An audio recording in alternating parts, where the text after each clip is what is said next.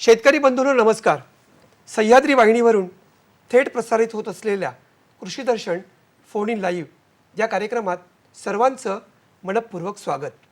मंडळी, आपलं महाराष्ट्र राज्य हे भौगोलिक दृष्टिकोनातून अत्यंत संपन्न असं राज्य आहे. पहा ना, आपल्याकडे विदर्भ मराठवाडा असेल, पश्चिम महाराष्ट्र असेल किंवा उत्तर महाराष्ट्र असेल, इथला शेतकरी हा मोठ्या प्रमाणात शेतीचं उत्पादन घेतो. त्याच वेळेला कोकणासारखा जो प्रदेश आहे त्याला विस्तीर्ण असा समुद्रकिनारा लाभलेला आहे आणि इथल्या समुद्रकिनाऱ्यामध्येच आपला जो इथला कोळी बांधव आहे तो पारंपरिक पद्धतीने मासेमारीचा व्यवसाय करत आलेला आहे आणि त्यातून आपल्या आर्थिक उन्नतीचा यांनी मार्ग शोधलेला आहे. परंतु मंडळी, पारंपरिक स्वरूपाचा हा जो मासेमारीचा व्यवसाय आहे, हा मासेमारीचा व्यवसाय आता मत्स्य शेतीमध्ये परावर्तित होताना दिसतोय. काळानुसार त्याच्यामध्ये बदल होताना दिसतोय. अर्थातच अगदी महाराष्ट्रातील कोणत्याही जिल्ह्यामध्ये छोट्याशा तलावामध्ये, कृत्रिम अशा शेततळ्यामध्ये, जलाशयांमध्ये मासेमारीचा व्यवसाय करणं, मत्स्यशेतीचा व्यवसाय करणं आता सहज शक्य आहे. मंडळी, गोड्या पाण्यातील ही जी मत्स्यशेती आहे, ही मत्स्यशेती ही संकल्पना नेमकी काय आहे? यामध्ये कोणत्या प्रकारच्या माशांचं शेतकरी उत्पादन घेऊ शकतात? या मत्स्यशेतीचे आर्थिक दृष्टिकोनातून नेमके फायदे काय आहेत? या सर्व प्रश्नांची उत्तरं आपल्याला आजच्या कार्यक्रमात जाणून घ्यायची आहेत आणि त्यासाठीच आपण आजच्या कार्यक्रमात विषयाचं आयोजन केलेलं आहे. आपण एकदा विषय बघूयात. आजच्या कार्यक्रमाचा विषय आहे गोड्या पाण्यातील मत्स्यशेती. मंडळी, गोड्या पाण्यातील मत्स्यशेती या विषयाच्या अनुषंगाने आपल्याला मार्गदर्शन करण्यासाठी आजच्या कार्यक्रमात आपण 2 मान्यवरांना आमंत्रित केलेलं आहे. सुरुवातीला मी त्यांचा परिचय करून देतो. आपले जे पहिले मान्यवर आहेत त्यांचा मी सुरुवातीला परिचय करून देतो. आपल्याकडे आलेले आहेत धनेश पडवळ सर. सर, तुमचं कार्यक्रमात मनपूर्वक स्वागत. नमस्ते. धनेश पडवळ सर हे कृषी विज्ञान केंद्र नारायणगाव येथे पशुसंवर्धन विषय तज्ज्ञ म्हणून कार्यरत आहेत आणि ते आपल्याला गोड्या पाण्यातील मत्स्यशेती या विषयाच्या अनुषंगाने सविस्तर मार्गदर्शन करणार आहेत. आपले दुसरे जे पाहुणे आहेत ते आहेत एक प्रयोगशील शेतकरी आशुतोष आतकरी सर. सर, तुमचं कार्यक्रमात मनपूर्वक स्वागत. आशुतोष आतकरी सर हे मुक्काम पोस्ट सुलतानपूर, तालुका जुन्नर, जिल्हा पुणे येथून आलेले आहेत. मागील 4 वर्षापासून ते अशा प्रकारच्या कृत्रिम तलावामध्ये मत्स्यशेती करत आहेत आणि ही शेती त्यांनी यशस्वीपणे केलेली आहे. आपण त्यांचे जे अनुभव आहेत ते आपण आज जाणून घेणार आहोत. मंडळी, गोड्या पाण्यातील मत्स्यशेती या विषयाच्या अनुषंगाने तुमच्या मनात देखील प्रश्न असतील. आपण आपले प्रश्न पडवळ सरांना आणि आशुतोष सरांना जरूर विचारू शकता. त्यासाठी लागतील आमचे दूरध्वनी क्रमांक. आमचे क्रमांक असे आहेत 022-2490-8050 आणि 2498-8050. मी नंबर पुन्हा एकदा सांगतो, 022-2490-8050 आणि 2498-8050. मुंबई बाहेरच्या प्रेक्षकांनी आणि मोबाईल धारकांनी फोन करताना 022 हा STD कोड क्रमांक फिरवायचा आहे.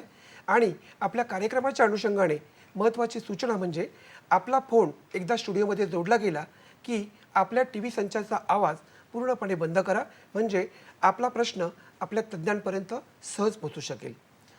तर पडवळ सर आणि आशुतोष सर, आपल्या दोघांचंही पुन्हा एकदा स्वागत.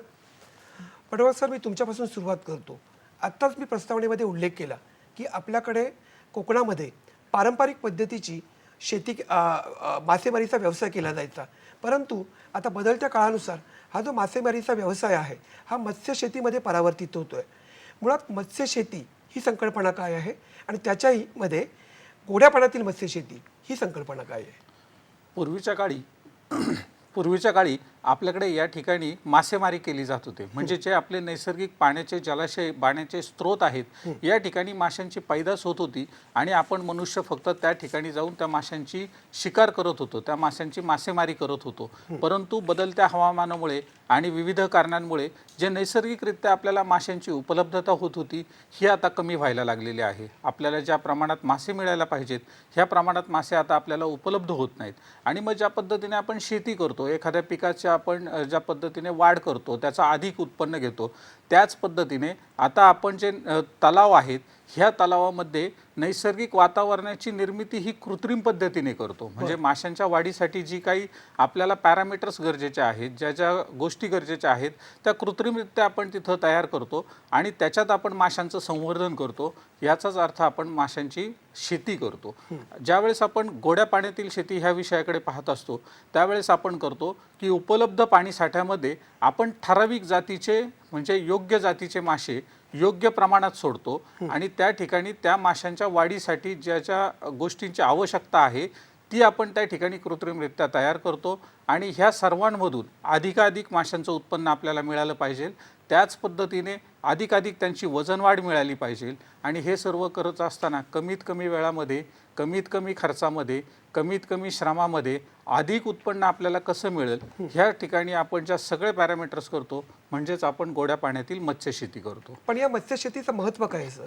ह्या जर मत्स्यशेतीकडे आपण बारकाईने जर पाहिलं तर आज सर्वसाधारणपणे उत्पन्नाचा प्रमुख स्रोत म्हणून आपण मत्स्यशेतीकडे पाहू शकतो. आज शासनाच्या विविध योजना आहेत, ह्या योजनांच्या माध्यमातून शेतकऱ्यांकडे मोठ्या प्रमाणात शेततळी निर्माण केली गेलेली आहेत.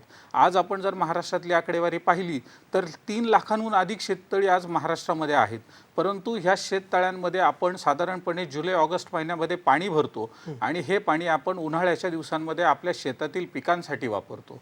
सर्वसाधारणपणे 8 ते 10 महिने आपल्या ह्या शेततळ्यांमध्ये पाणी साठा उपलब्ध असतो. मग जर हा पाणी साठा आपल्याकडे 8 ते 10 महिने उपलब्ध आहे, त्यात जर आपण योग्य माशांचं त्या ठिकाणी संवर्धन केलं तर आपल्याला त्या पाण्यामधनं अतिरिक्त उत्पन्न मिळू शकतं. म्हणजेच आपल्याकडं उत्पन्नाचा दुसरा एक स्रोत तयार होऊ शकतो. सोबतच माशांची विष्ठा त्या पाण्यात पडल्यामुळे अतिशय नैसर्गिकदृष्ट्या सेंद्रिय पदार्थ असलेलं, सेंद्रिय घटक असलेलं पाणी आपल्याला आपल्या शेतीसाठी उपलब्ध होऊ शकतं, ज्याच्यामुळे आपल्या शेतीच्या खतांवरचा खर्च आपला मोठ्या प्रमाणात कमी होईल. नैसर्गिक खत उपलब्ध झाल्यामुळे आपल्याला थोडं थांबवत, आपल्याला एक फोन येतोय. विनायक परब बोलतात विरारहून. हॅलो हॅलो हॅलो, हा विनयजी, आपला प्रश्न विचारा. मला विचारायचं आहे सर की गोड्या पाण्यातील मत्स्यशेती करण्यासाठी कोणत्या मत्स्यबीजांची निवड करावी? धन्यवाद, आपला प्रश्न कळला. सर, गोड्या पाण्यामध्ये जर मत्स्यशेती करायची असतील तर कोणत्या मत्स्यबीजांची निवड करावी असा त्यांचा प्रश्न होता. यस सर, गोड्या पाण्यातील ज्यावेळेस आपण मत्स्यशेतीचा विचार करतो त्यावेळेस आपल्याकडे प्रामुख्याने 2 पर्याय येतात. एक म्हणजे नैसर्गिक पद्धतीने उपलब्ध असणारं शेततळं आणि दुसरं आहे की आपल्याकडे प्लास्टिक कागदाचं अस्तरीकरण केलेलं शेततळं. आजही आपल्याकडे गव्हर्नमेंटच्या माध्यमातून जी शेततळी निर्माण झालेली आहेत ही सर्व प्लास्टिक कागदाच्या माध्यमातून तयार झालेली शेततळी आहेत. आपण जर दोन्ही ठिकाणी विचार कराल तर आपले जे भारतीय मेजर कार्प आहेत म्हणजेच रोहू, कटला, मृगल यांचं आपण संवर्धन करू शकतो. चंदेरी, गवत्या किंवा आपण सायप्रिनस, तिलापिया, गिफ्ट तिलापिया किंवा मग मरळ असेल, चितळ असेल इत्यादी जातींचं संवर्धन आपण या ठिकाणी शेततळ्यामध्ये करू शकतो. बरोबर. सर, विनयजींचा प्रश्न येण्यापूर्वी आपण जे महत्त्व आहे मत्स्यशेतीचं त्याविषयी बोलत होतात. येस, तर आपल्याला सर्वात महत्त्वाचं की त्या ज्यावेळेस पाण्यामध्ये माशांची विष्ठा पडते त्यावेळेस नायट्रोजन म्हणजे नत्रयुक्त पाणी आपल्याला त्या ठिकाणी मिळतं आणि आपण शेतीला ज्यावेळेस त्याचा वापर करू तर आपण थोडंसं सेंद्रिय शेतीकडे आपल्याला जाता येईल, कारण की आपल्याला नैसर्गिकरित्या मिळालेलं ते पाणी आहे, त्यामुळे आपल्या शेतीचा खर्च कमी होईल. साहजिकच आपल्याला सर्वसाधारणपणे एका एकरामधून 1 ते 2 टन माशांचं उत्पन्न आपल्याला त्या ठिकाणी वर्षभरात मिळू शकतं आणि हे उत्पन्न जर आपण रुपयांच्या स्वरूपात जरी कॅल्क्युलेट केलं तर आज मार्केटला 60 रुपयापासून तर 200 रुपयापर्यंत जातीनिहाय किंवा वजनानुसार माशांचे दर आहेत. परंतु खूप चांगल्या पद्धतीचं आर्थिक उत्पन्न आपल्याला ह्या ठिकाणी मिळू शकतं. त्यामुळे उत्पन्नाचे साधन, रोजगार निर्मितीचे साधन, सर्वात महत्त्वाचं आपण पाहिलं की मासे हे प्रथिनयुक्त आहार आहे आणि ग्रामीण भागामध्ये सुद्धा माशांचे पैदास झाल्यानंतर लोकल मार्केटला माशांची उपलब्धता होईल. तो आपण जर मागच्या काही काळामध्ये पाहिलात तर मुंबई किंवा अन्य ठिकाणावरनं जे समुद्री मासे आहेत ह्या माशांचं हार्वेस्टिंग केल्यानंतर ट्रान्सपोर्टच्या माध्यमातून ते मासे गावोगावी, जिल्ह्याच्या ठिकाणी, तालुक्याच्या ठिकाणी किंवा गावाच्या ठिकाणी जात होते. पण जर आपण गावातच शेततळ्यांमध्ये माशांची पैदास केली तर अतिशय चांगल्या क्वालिटीचं प्रथिनयुक्त अन्नधान्याची निर्मिती आपण गावात करू शकतो आणि तिथल्या लोकल लोकांना आपण प्रथिनयुक्त आहार देऊ थोडक्यात शकतो. आपल्याला असं म्हणता येईल की मोठ्या प्रमाणात जर माशांचं उत्पादन घ्यायचं असेल आणि आर्थिक उन्नतीचा मार्ग शोधायचा असेल तर मत्स्यशेती ही अत्यंत महत्त्वाची आहे. नक्कीच. आशुतोष सर, मी तुमच्याकडे येतो. तुम्ही मागील 4 वर्षापासून मत्स्यशेती करताय. नेमकी सुरुवात तुम्ही केव्हा केली, किती मोठ्या क्षेत्रफळावरती आणि कोणत्या प्रकारच्या माशांची पैदास आपण करता? साधारणतः मी 4 वर्षापूर्वी मत्स्यशेतीला सुरुवात केली. मत्स्यशेतीला सुरुवात करण्याआधी मी मागेल त्याला शेततळ या योजनेतून शेततलाव खोदला होता. तर त्यासाठी साधारणतः त्याचा आकारमान जे आहे ते 65 फूट रुंदी आणि 145 फूट लांबीचा शेततलाव आहे. त्याच्यामध्ये सर पहिल्यांदा मी मत्स्य व्यवसाय विभाग हडपसर यांच्याकडून 4000 मत्स्यबीज सुरुवातीला घेतले होते. परंतु सुरुवातीला व्यवसायाची माहिती नसल्यामुळे मी तलावात मासे सोडले आणि मला एंडला त्याचं उत्पादन मिळालं नाही. मग त्यातून ज्या चुका झाल्या होत्या त्या चुका मी नोंदवहीमध्ये नोंद करून ठेवल्या होत्या. त्याचबरोबर मी वेगवेगळ्या ठिकाणी शेतकऱ्यांच्या भेटी घेत होतो. त्यातून मला ज्या झालेल्या चुका आहेत त्या चुका समजत होत्या आणि मग त्यातून मी पुन्हा नव्याने शेती करण्यासाठी त्याच्यामध्ये उतरलो आणि दुसऱ्यांदा ज्यावेळेस मला उत्पन्न घ्यायचं होतं त्यावेळेस मी तिलापिया जातीचं संवर्धन त्यामध्ये घेतलं. तिलापिया जातीतून मला एक चांगल्या प्रकारचं उत्पन्न मिळालं. त्याचबरोबर मी आत्ता कटला, रोहू, मृगळ, सायप्रिनस ह्या जातींचं संवर्धन शेततलावामध्ये करत आहे. बरं, म्हणजे सुरुवातीला तुम्हाला अडचणी आल्या, त्याच्यावरती मात करून तुम्ही हा जो व्यवसाय आहे हा व्यवसाय यशस्वी केलेला आहे. हो. पडवळ सर, मी तुमच्याकडे येतो. आपल्याकडे आपण गोड्या पाण्यातील जे मत्स्य संवर्धन आहे किंवा माशाची शेती आहे याबद्दल जेव्हा बोलतो तेव्हा हे संवर्धन करताना, गोड्या पाण्यातील माशांचं संवर्धन करताना आपण नेमक्या कोणत्या प्रकारच्या माशांच्या जातींची पैदास करणं शक्य आहे सर? आणि या संवर्धनाचे प्रकार नेमके किती आहेत? मत्स्य संवर्धन करत असताना आपल्याला वेगवेगळ्या प्रकारे करता येतं. जसं मी आत्ताच सांगितलं, नैसर्गिक तलाव म्हणजे आपल्याकडे गावचा तलाव असतो, पाझर तलाव असतात, छोटासा डॅम असतो किंवा आपल्याकडे मोठे मोठे धरणं या ठिकाणी आहेत महाराष्ट्रामध्ये बऱ्याच ठिकाणी. तर ज्या ज्या ठिकाणी पाण्याचे स्रोत आहेत, नैसर्गिकरित्या पाणी अडवलेलं आहे, ह्या ठिकाणी आपण सर्वप्रथम मत्स्यपालन करू शकतो. त्यानंतर आपल्याकडे सेकंड सोर्स जो आहे की आपल्याला शासनाच्या योजनांच्या माध्यमातून प्लॅस्टिकची शेततळी उपलब्ध झालेली आहेत. शेततळ्यामध्ये सुद्धा आपण अतिशय चांगल्या पद्धतीने मत्स्य संवर्धन करू शकतो. याचसोबत अधिक नाविन्यपूर्ण तंत्रज्ञान आपल्याकडे येत आहे, ज्यामध्ये बायोफ्लॉक आहे. म्हणजे आपण प्लॅस्टिकच्या टाक्या तयार करतो छोट्या छोट्या आणि त्यामध्ये हाय डेन्सिटीमध्ये बायोफ्लॉकद्वारे आपण मत्स्य संवर्धन करतो. आपल्याकडे मोठी धरण किंवा मोठं शेततळ असेल पण आपल्याला थोड्याच पार्टमध्ये करायचं आहे, तर पिंजरा पद्धतीने म्हणजे केजेस तयार करून देखील आपण त्या ठिकाणी मत्स्य संवर्धन व्यवस्थित पद्धतीने करतो. रास प्रकारची एक सिस्टम्स आपल्याकडे आहे, तर रास सिस्टमद्वारे आणि ॲक्वापोनिक्सद्वारे अशा 5 ते 6 पद्धतींनुसार आपण त्या ठिकाणी मत्स्य संवर्धन करू शकतो. आणि कोणत्या जातींच्या माशांचं उत्पादन आपण घेऊ शकतो?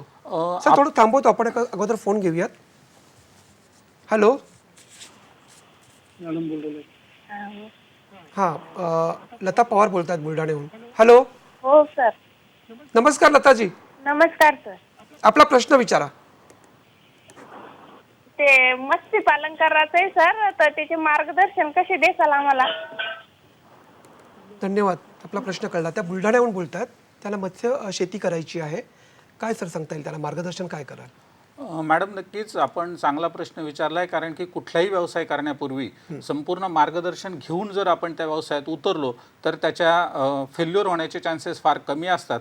आज आपला शेतकरी बांधव आधीच तोट्यात आहे की आधीच अडचणीत आहे आणि अशा वेळेस नाविन्यपूर्ण प्रयोग करत असताना जर आपण व्यवस्थित प्रशिक्षण घेऊन त्या ठिकाणी गेलोत तर फार चांगल्या पद्धतीने त्या ठिकाणी होईल.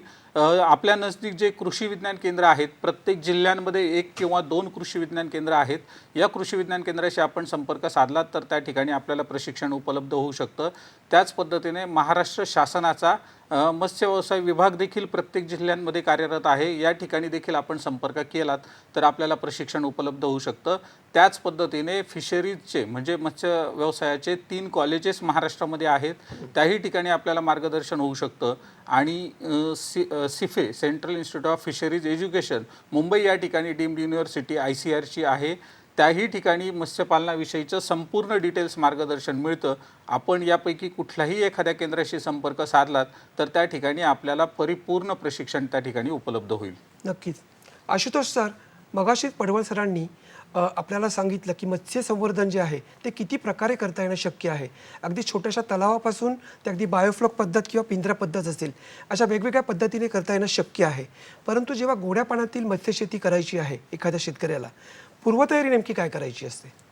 पूर्वतयारी करताना सर्वप्रथम आपण कुठल्या पद्धतीचा अवलंब केलेला आहे ते सर्वात महत्त्वाचं असतं. जसं की महाराष्ट्रामध्ये आपण विचार केला तर नैसर्गिक तलाव त्याचबरोबर आत्ता वेगवेगळ्या योजनांमधून जे प्लॅस्टिक अस्थिरीकरण नसलेले शेततलाव निर्माण झालेले आहेत. बरं. ज्यावेळेस आपण मातीचा तलाव आपल्याकडे असतो, तर मातीचा तलाव ज्यावेळेस आपल्याकडे असतो तर साधारणतः त्याच्यामध्ये पहिल्यांदा म्हणजे जे काही तण वगैरे किंवा वेगवेगळे कीटक असतात त्यांचं निर्मूलन करणं त्यामध्ये आवश्यक असतं. त्याचबरोबर तलाव सुकवणे जास्त गरजेचं असतं, ज्यामुळे त्याच्यामध्ये विविध प्रकारचे जे विषारी वायू असतात त्यांचा नायनाट होतो. त्याचबरोबर त्या तलावाची नांगरणी करावी लागते, जेणेकरून वर खराब असलेली माती तळामध्ये जाऊन त्याचं पोषण घटक जे आहेत ते मातीमध्ये व्यवस्थित मिक्स होऊन पुढील उत्पादनासाठी आपल्याला त्याची म्हणजे सुपीकता वाढून उत्पादनामध्ये फरक पडतो. त्याचबरोबर ज्यावेळेस आपल्याला तलावामध्ये पाणी घ्यायचं आहे. सर थोडं थांबवतो, आपल्याला एक फोन येतोय. प्रतीक काळे बोलतात अकोल्याहून. Hello hello. हा सर, मी प्रतीक काळे बोलत आहे विदर्भ. हा नमस्कार. सर, मी माझ्या शेतामध्ये 20x40चं शेततळ तयार केलेलं आहे. बर. सर, मला त्यामध्ये विदर्भाच्या क्लायमेटसाठी कोणते मासे सूट होणार, म्हणजे ते जगू शकणार, चांगलं पीक मी घेऊ शकणार, ते कोणते माशाची जात आहे? बर. अकोल्याहून ते बोलत होते. त्यांच्या शेततळ त्यांनी 20x40चं शेततळ तयार केलेलं आहे. तर तिथल्या हवामानाच्या अंदाजानुसार कोणत्या प्रकारच्या प्रजातींचं संवर्धन करणं शक्य आहे? अकोल्यासारख्या ठिकाणी ज्यावेळेस त्यांचं 20x40चं जर प्लास्टिक कागदाचं शेततळं असेल तर त्यांनी तिलापियामध्ये गिफ्ट तिलापिया, मोनोसेक्स तिलापिया किंवा तिलापियाच्या ज्या इतर जाती आहेत त्याच पद्धतीने पंगॅशियस आहे, बासा मासा आहे, रूपचंद आहे, यांचीसुद्धा ते त्या ठिकाणी शेती करू शकतात. सोबतच कटला, रोहू आणि मृगळ या जातीसुद्धा त्या ठिकाणी त्या परिसरासाठी चांगल्या सुटेबल आहेत. याही जातींच्या माशांचं संवर्धन त्या ठिकाणी ते करू शकतात.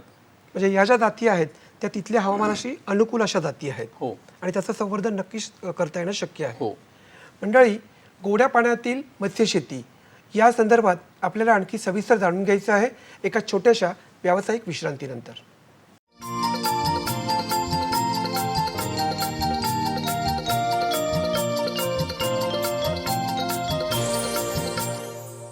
नमस्कार. पुन्हा एकदा कार्यक्रमात सर्वांचं मनपूर्वक स्वागत. आजचा विषय आहे गोड्या पाण्यातील मत्स्यशेती आणि आपल्याला मार्गदर्शन करतायत धनेश पडवळ सर आणि आशुतोष आतकरी सर. सर, विश्रांतीपूर्वी आपण मत्स्यशेती करताना पूर्वतयारी काय करायची या संदर्भात बोलत होता.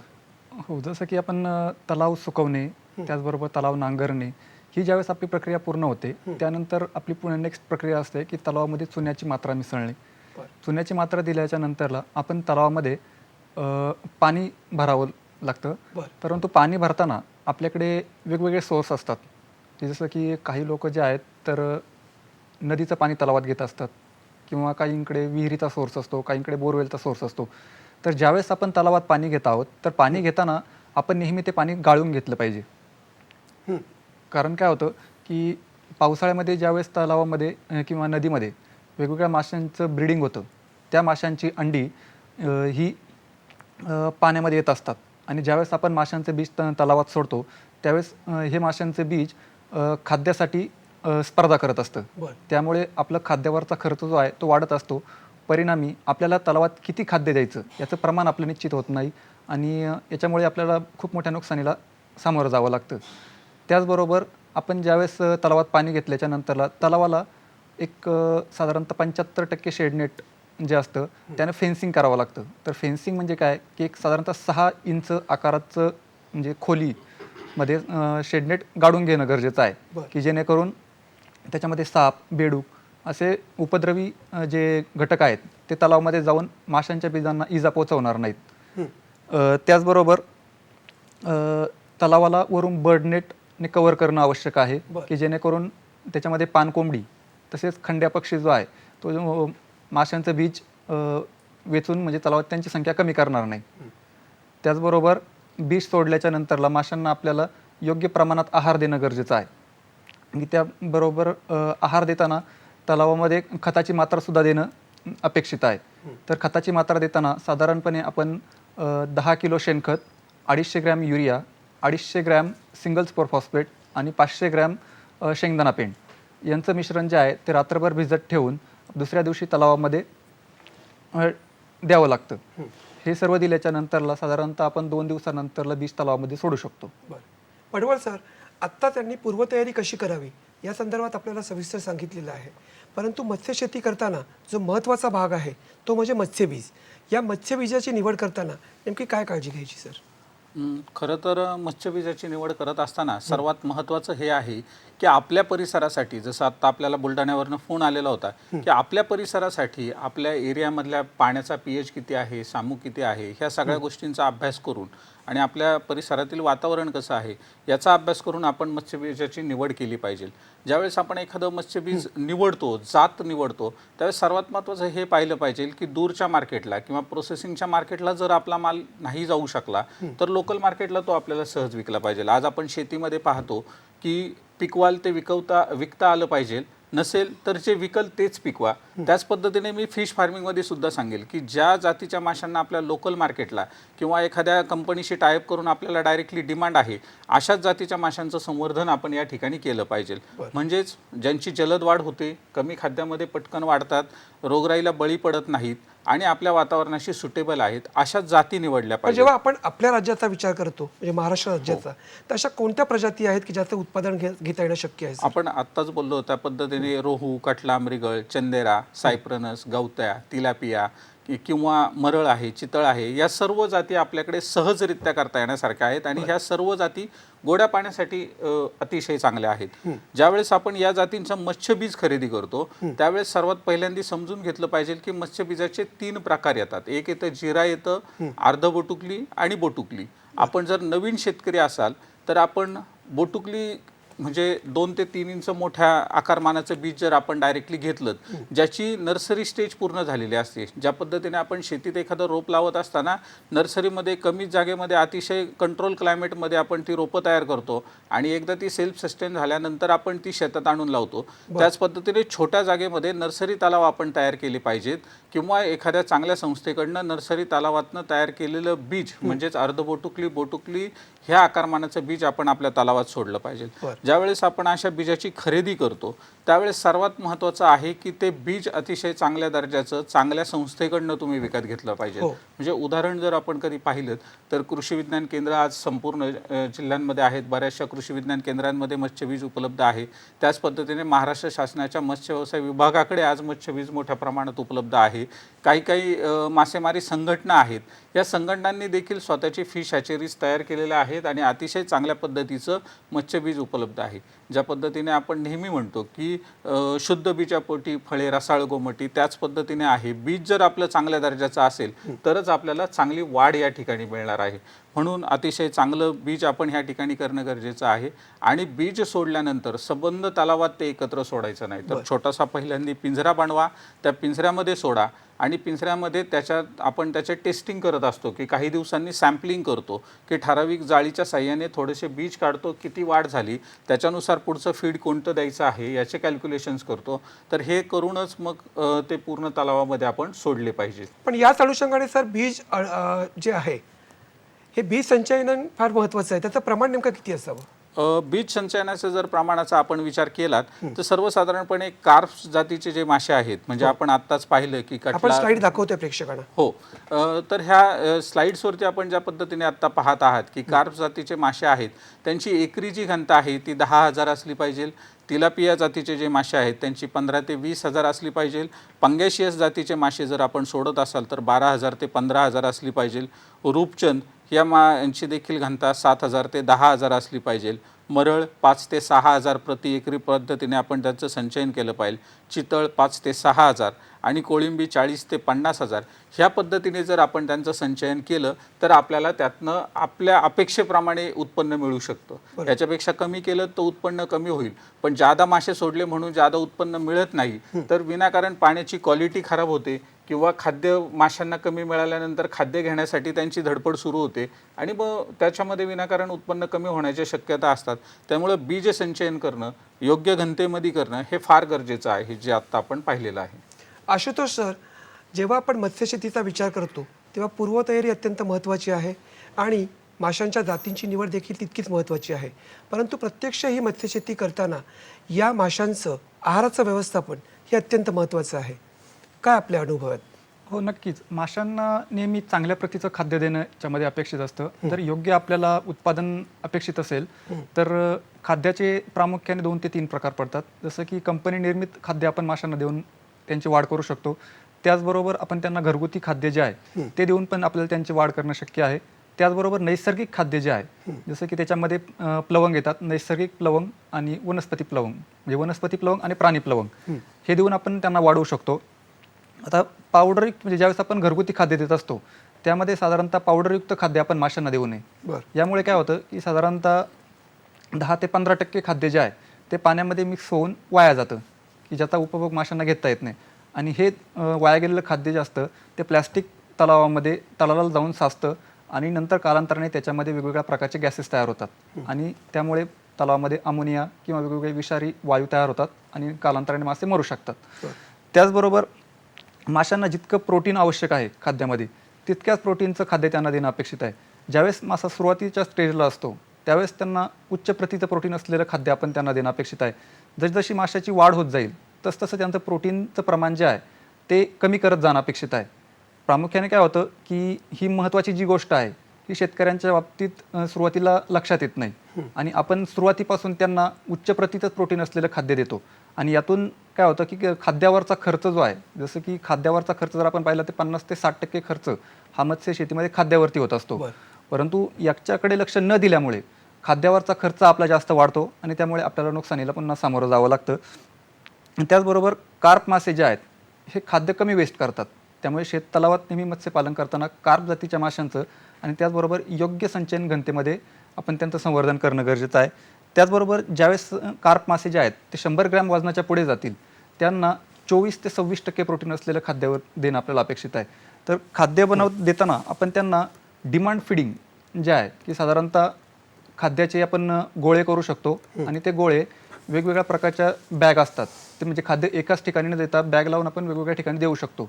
यावरून काय होतं की आपल्याला माशांना दिलेलं खाद्य कमी पडते की जास्त होते याचा एक अंदाज येतो आणि त्याबरोबर आपण त्याचं प्रमाण कमी जास्त करू शकतो. सर थोडं थांबवतो, एक फोन घेऊयात.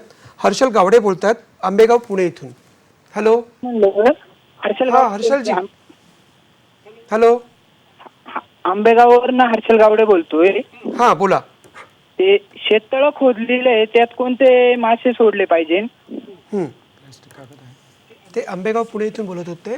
शेततळ त्यांनी खोदलेलं आहे. कोणत्या प्रकारच्या माशांचं संवर्धन करता येणं शक्य आहे? हर्षलजी तुमच्या शेततळ्याचा फोटो घ्या.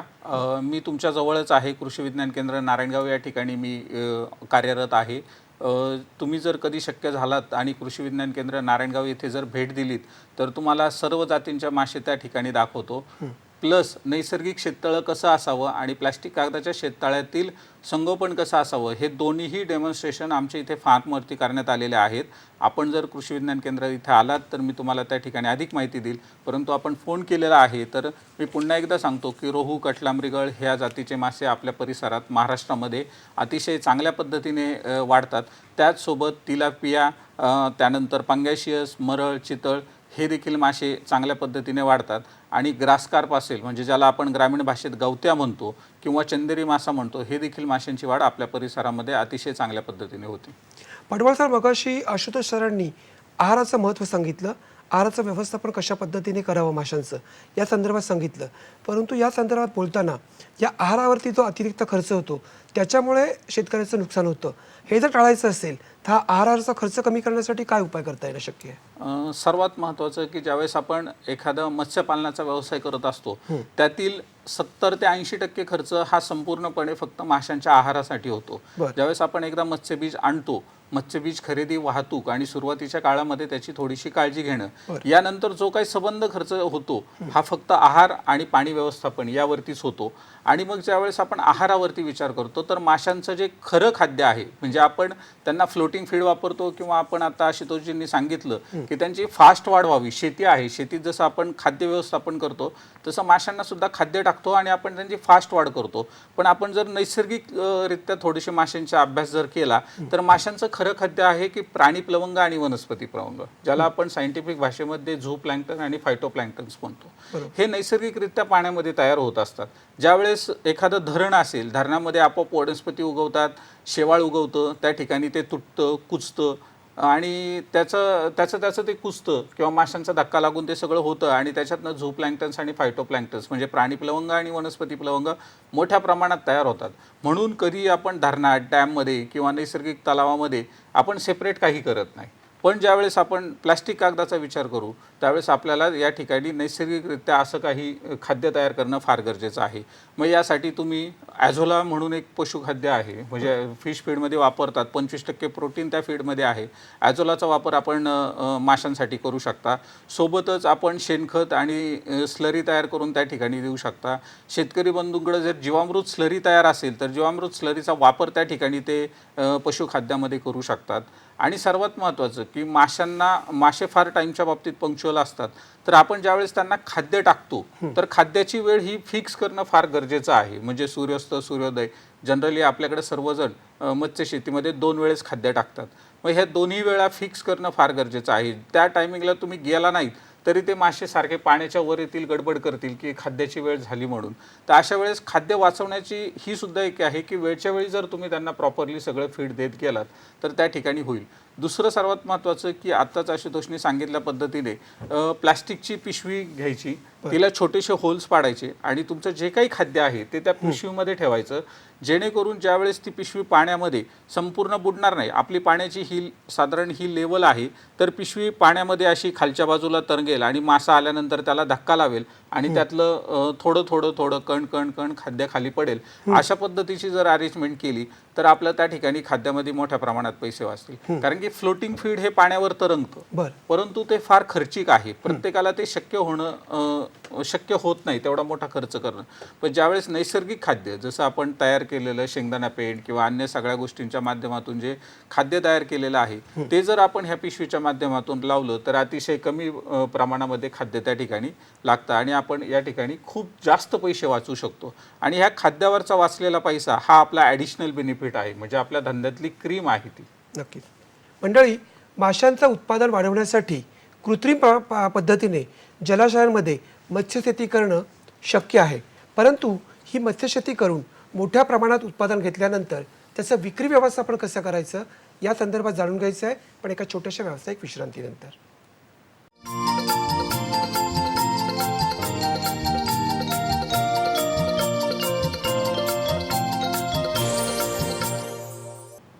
नमस्कार. विश्रांतीनंतर पुन्हा एकदा कार्यक्रमात सर्वांचं मनपूर्वक स्वागत.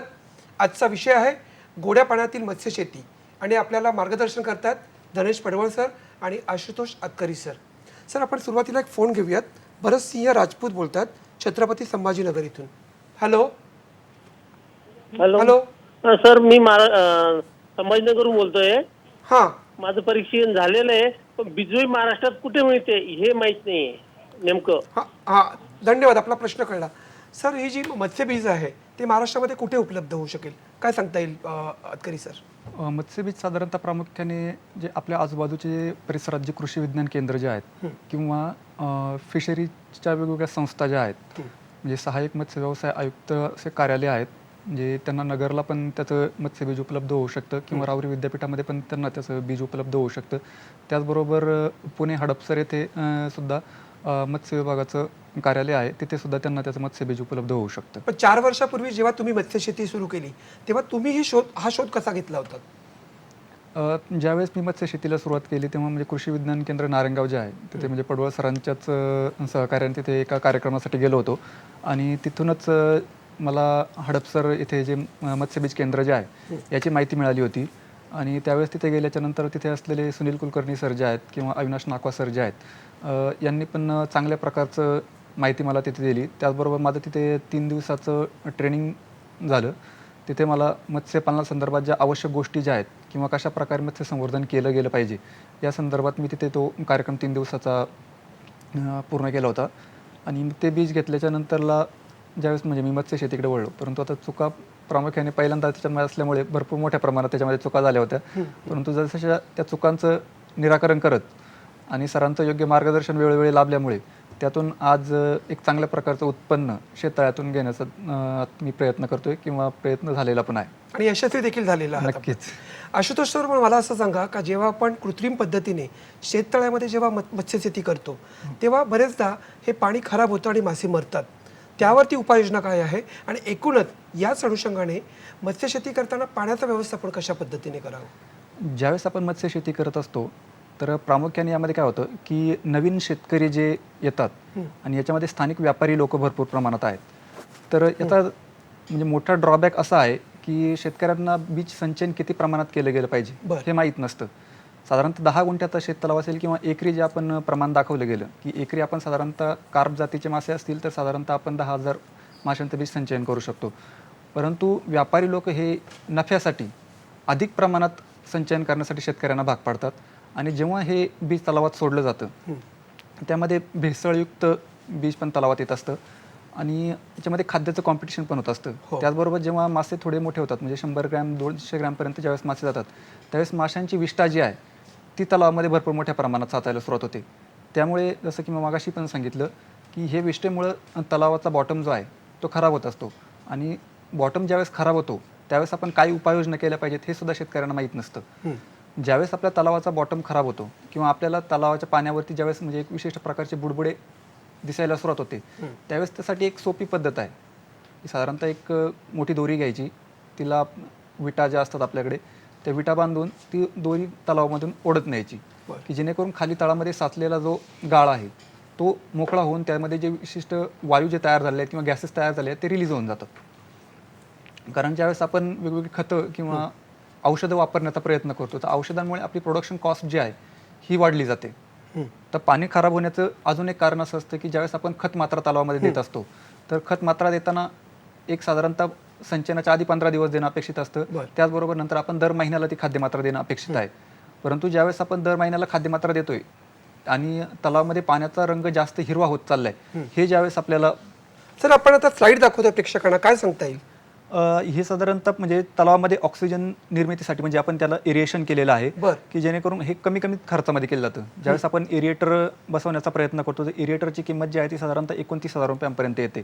परंतु हा जो खर्च जो आहे साधारणतः ज्यावेळेस शेतकरी शेती करतो ड्रीपचे पाईप प्रत्येक शेतकऱ्याकडे उपलब्ध असतात आणि हे जे आपण युनिट तयार केलेलं आहे याच्यासाठी साधारणतः आपल्याला 1,000 रुपयांपर्यंत खर्च आलेला आहे. म्हणजे जेणेकरून कमी खर्चामध्ये आपल्याला कसं जास्तीत जास्त उत्पन्न काढता येईल हा त्यातून एक प्रयत्न करण्यात आलेला आहे. आणि एरिएशनचा सर्वात महत्त्वाचा फायदा की पाण्यामध्ये जे अतिरिक्त जर संचयन जर असेल किंवा माशांना पहाटे ऑक्सिजनची जास्त गरज पडते तर ती ऑक्सिजनची गरज भागवण्यासाठी आपण त्यासाठी ती एरिएशन करत असतो. पडवळ सर, जेव्हा व्यावसायिक दृष्टिकोनातून आपण मत्स्यशेतीकडे बघतो तेव्हा तलावात आपण मासे सोडतो परंतु अपेक्षित उत्पादन आपल्याला काही मिळत नाही, कारणं काय आहेत त्याची? जनरली सर्वात पहिलं महत्त्वाचं तर ज्यावेळेस आपण तलावात मासे सोडतो तत्पूर्वी आपण पाण्याचं परीक्षण करत नाही की पाण्याचा pH आणि पाण्याचा EC किती आहे. आपल्याकडे जर pH जादा असेल तर त्याला रिक्लाईन करता येतं, आपल्याला कमी करता येतो. त्यासाठी सर्वात पहिलं पाण्याचा pH तपासणं फार गरजेचं आहे. त्यानंतर सर्वात महत्त्वाचं की संचयन व्यवस्थित असावं, बीज तुम्ही योग्य ठिकाणावरनं खरेदी केलेले असावेत. त्याचसोबत ज्यावेळेस आपण मासेमारी पुढे पुढे जाते त्यावेळेस पाण्यामध्ये विष्ठेमुळे अमोनिया वाढतो, परंतु शेतकरी कधीच चेक करत नाहीत की पाण्यात अमोनिया किती वाढलेला आहे. सो पाण्यातील अमोनिया चेक करणं हे देखील तितकंच महत्त्वाचं आहे. त्याच पद्धतीने पाण्यामध्ये सर्वसाधारणपणे माशांच्या चांगल्या वाढीसाठी 4 ppm ची ऑक्सिजन लेवल असणं गरजेचं आहे. पण ज्यावेळेस आपण शेततळ्यामध्ये मत्स्यशेती करतो आणि पाणी ज्यावेळेस तळ्यामध्ये खाली जातं त्यावेळेस पाण्यामधला ppm लेवल ही 1 ppm पेक्षा सर थोडं थांबवतो, पण एक फोन घेऊयात. सचिन भोईर बोलतात छत्रपती संभाजीनगरहून. Hello hello hello. सचिनजी नमस्कार. हो नमस्कार सर. आपला प्रश्न विचारा. सर अशी हॅलो. हां सलग विचारा सर. सर मी फिशरीजचा धंदा करतो, डिस्ट्रीब्युटर आहे मी. बर तर विचारा. माझा असा एक प्रश्न आहे, जे गोड्या पाण्यामध्ये आपण शेताला असतो त्या शेतालामध्ये 1 एकरीमध्ये आम्ही 10,000 नग सोडतो. बर तर त्या 10,000 नगामध्ये किती नग सक्सेस होता सर?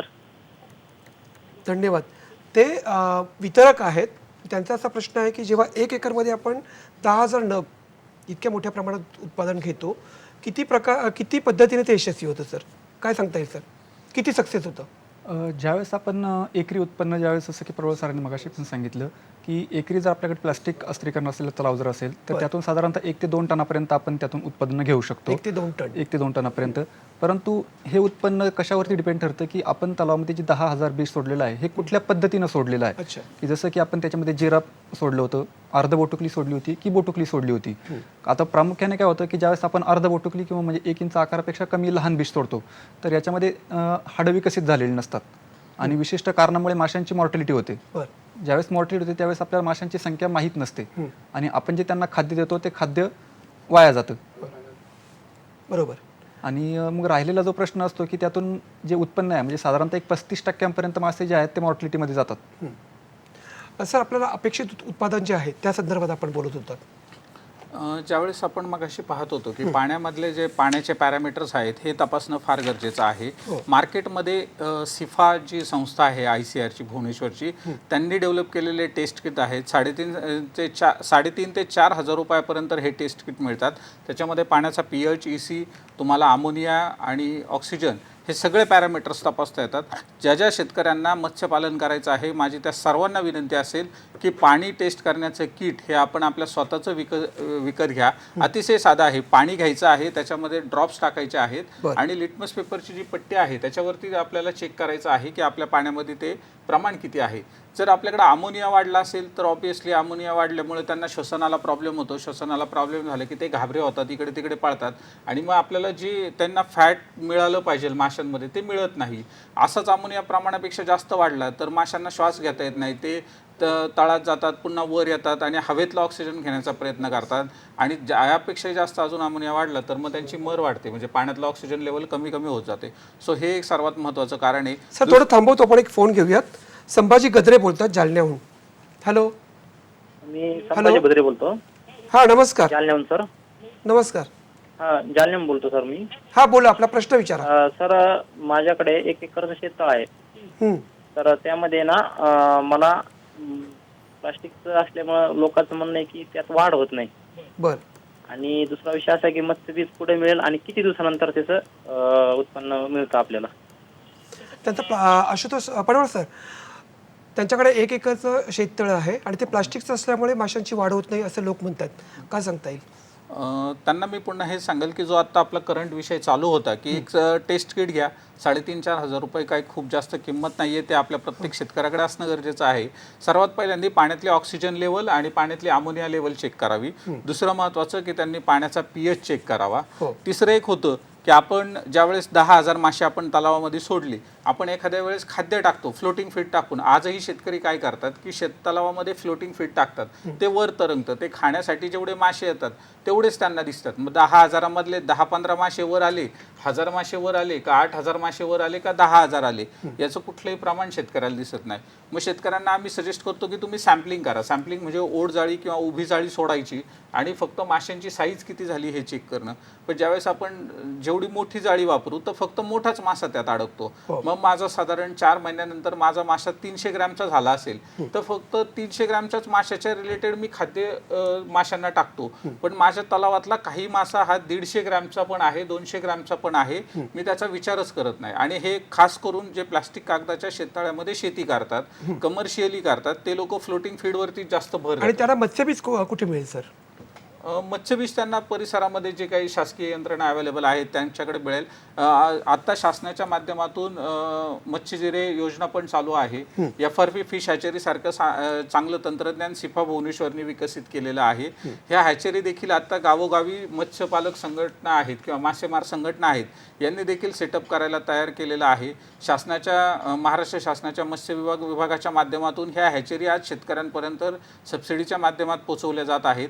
जर एखाद्या परिसरामध्ये चांगलं क्लस्टर डेव्हलपमेंट असेल, क्लस्टर म्हणजे त्या परिसरामध्ये 10 लाख, 20 लाख, 50 लाख जिऱ्यांची किंवा स्पॉनची डिमांड असेल तर त्या ठिकाणी सुद्धा एखादा आपला होतकरू तरुण अशा पद्धतीचे हॅचरी सेट आणि त्याला मत्स्यबीज उपलब्ध होऊ शकतं. सर एक फोन घेऊयात. राहुल मोरे बोलतायत इंदापूरवरून. हॅलो. हॅलो. हॅलो. राहुलजी आपला प्रश्न विचारा. तर एक मत्स्य शेतीसाठी 10 गुंठ्याचं शेततळ बनवलेलं आहे. हॅलो. हा सलग विचारा.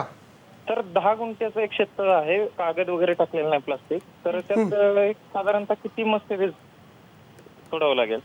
आशुतोष सर काय सांगता येईल? 10 गुंठ्यांचं शेततळ आहे त्यांचं. 10 गुंठ्याच्या शेततळामध्ये साधारणतः 2 ते 2,500. किती मत्स्यबीज टाकता येणं शक्य आहे? 2 ते 2,500 मत्स्यबीज त्याच्यामध्ये 2 ते 2,500 सोडणं आवश्यक आहे. कारण सुरुवातीच्या काळात शेतकऱ्यांना जास्त गोष्टींचा अनुभव नसतो आणि जास्त मत्स्यबीज सोडून नुकसान करण्यापेक्षा त्याच्यामध्ये मोलाचा सल्ला हाच राहील की आधी आपल्याला किती मासे वाढवता येतील हे पहिलं शोधणं गरजेचं आहे आणि मग आपण जास्त उत्पन्नाकडे जाऊ शकतो.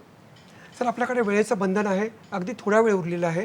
अगदी जाता जाता महाराष्ट्रातील जे शेतकरी आहेत त्याला मत्स्यशेती करायची असेल तर पडवळ सर, अगदी अशा शेतकऱ्यांना आपण काय संदेश द्याल अगदी थोडक्यात? मत्स्यशेती अतिशय चांगला व्यवसाय आहे, परंतु ह्या व्यवसायात उतरण्याच्या आधी आपण योग्य ठिकाणी मार्गदर्शन घ्या. 4 अनुभवी शेतकऱ्यांकडे जा, त्यांच्याकडनं त्यांचे अनुभव ऐका परिसरातले, आणि मगच आपण या व्यवसायात उतरा. अतिशय चांगलं आर्थिक उत्पन्न तुम्हाला ह्या व्यवसायातून प्राप्त होईल. नक्कीच. आशुतोष सर, आपण काय सांगाल?